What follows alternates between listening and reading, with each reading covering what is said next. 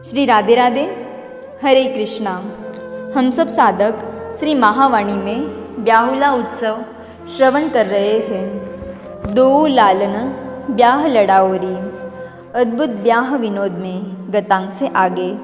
सुंदरतम ऋतु है, निकुंज आज अति उत्साह से भरा हुआ है। समस्त सखियाँ इधर उधर जा आ रही है। इस उत्सव को कैसे सुंदर से सुंदर बनाया जाए, यह सब का उद्देश्य है। क्यों कर रही है सखिया ये सब?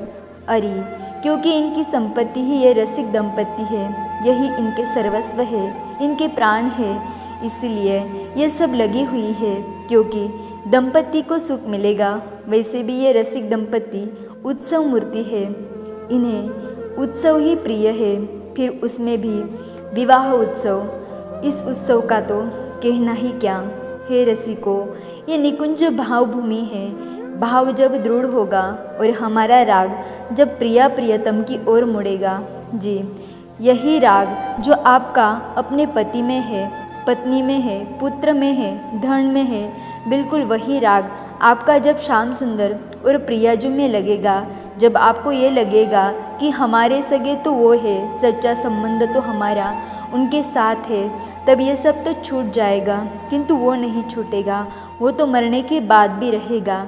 इसलिए जब आपकी रागानुगा रति वैधि रति नहीं, आप शास्त्र अनुसार विधान अनुसार प्रेम भक्ति करो लालजू और प्रियाजू से, तो वो भाव जगत में गहरा नहीं जाता।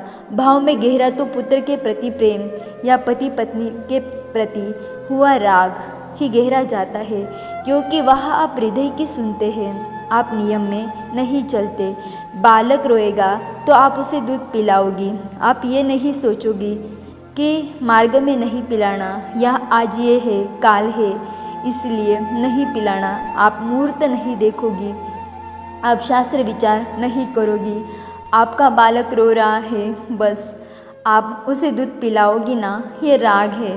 बस यही राग तुम्हें भगवान से रखना है। और याद रखना, राग जैसे जैसे दृढ़ होता जाएगा, भगवान भी मिटता जाएगा।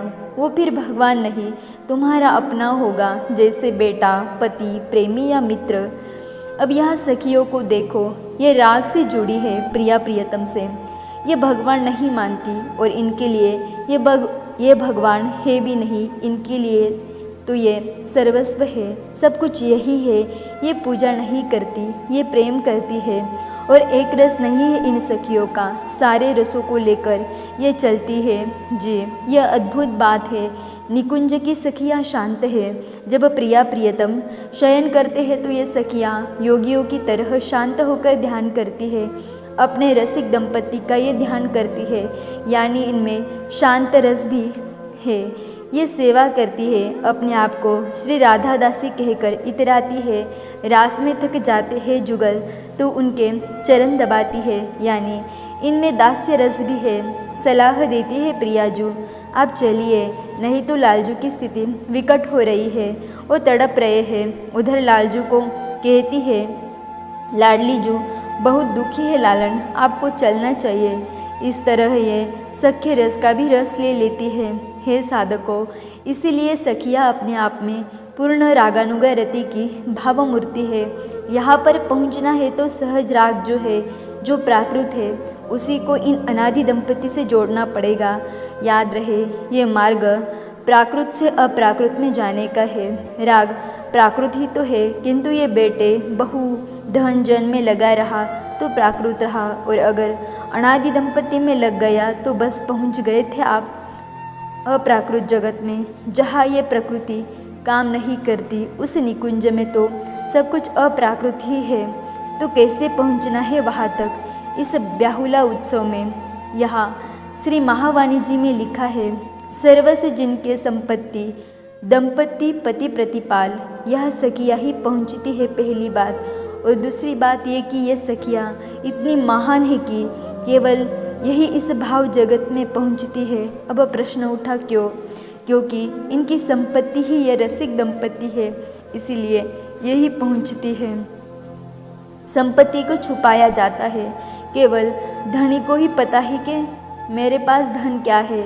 इस तरह सब कुछ मेरे वही है ये भावना करते हुए, अगर वो नहीं तो मेरे कोई भी नहीं है, मैं उनकी हूँ, सिर्फ उनकी दासी हूँ, तो जगत ब्रह्मांड की मालकिन हूँ, ये ठसक भी आ जाएगी। अजी ये मार्ग बड़ा भी सुंदर सजीला है, चलो मेरे साथ उस भाव में निकुंज देश में जहाँ ब्याहुला की तैयारी हो रही है। चलिए, प्रियाजू क्या धारण करेंगी दुल्हन के रूप में, ये सब सखियाँ तैयार कर रही है। इनको जो समझ में नहीं आता वो अपनी प्रमुखा सखी से पूछती है। अपने अपने युद्ध को गुरु सखी देख रही है और उन्हें जब लगता है कि कुछ आज्ञा दे तो वो दे देती है। श्री हरिप्रियाजू इस युद्ध की प्रमुखा है और इनकी गुरु सखी है श्री रंगदेवी जो अष्ट सखियों में प्रमुख है। हरिप्रिया सखी सबको देख रही है। किंकिनी, नुपुर, बाजूबंद, हार आदि सब तैयार करके एक सखी हरिप्रिया को दिखाती है। बहुत सुंदर सुंदर कहकर उस सखी का उत्साहवर्धन कर रही है हरिप्रिया। मैं प्रियाजू की वेणी सजाऊंगी, एक सखी ने हरिप्रियाजू को आकर कहा। इस सखी की बात सुनकर हरिप्रिया हंसी, किंतु कुछ बोली नहीं। हरिप्रिया को इस तरह उन्मत्त हंसते हुए देखकर सब सखियाँ हंसने लगी। अजी, वृक्षादि, लतादि, पक्षी आदि सब हंसने लगे थे। आहा, अद्भुत ब्याह विनोद में भीजी रहे रसरंग।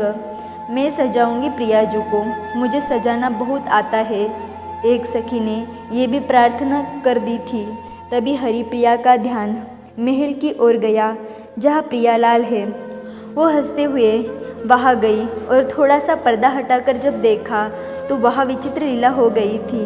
बाहर की बातें सुनकर लालन ने अपनी प्यारी से कहा था, सब सखियाँ आपको ही सजाना चाहती है, किंतु ये सेवा तो मैं लेना चाहता हूँ। प्रियाजू हंसी। बस उनकी हंसी में ही लालन मोहित हो गए थे। अंजन हाथों में लेकर मृगनयनी के नैनों में लगा दिया था। आहा, नैनों में अंजन के लगाते ही सौंदर्य और बढ़ गया था प्रियाजू का, और इसी सौंदर्य सिंधु में लाल डूब गए थे। उनके हाथों में अंजन था, स्तब्ध हो गए थे। उनसे आगे कुछ किया नहीं जा रहा था। वो बस मुग्ध से बस निहारे जा रहे थे प्रियाजू को। इस झांकी का दर्शन हरिप्रिया सखी ने किया था और पर्दा थोड़ा हटाकर अन्य सखियों को भी करा दिया था। अब बताओ, जिनका श्रृंगार करने के लिए लालन लालायित रहते हैं, क्या तुम्हें ये सौभाग्य मिलेगा? उस सखी को हरिप्रियाजू ने कहा। वो सखी प्रसन्नता से बोली, लालन को सुख मिले और लाडली को जिसमें आनंद मिले, हमारी तो यही इच्छा है।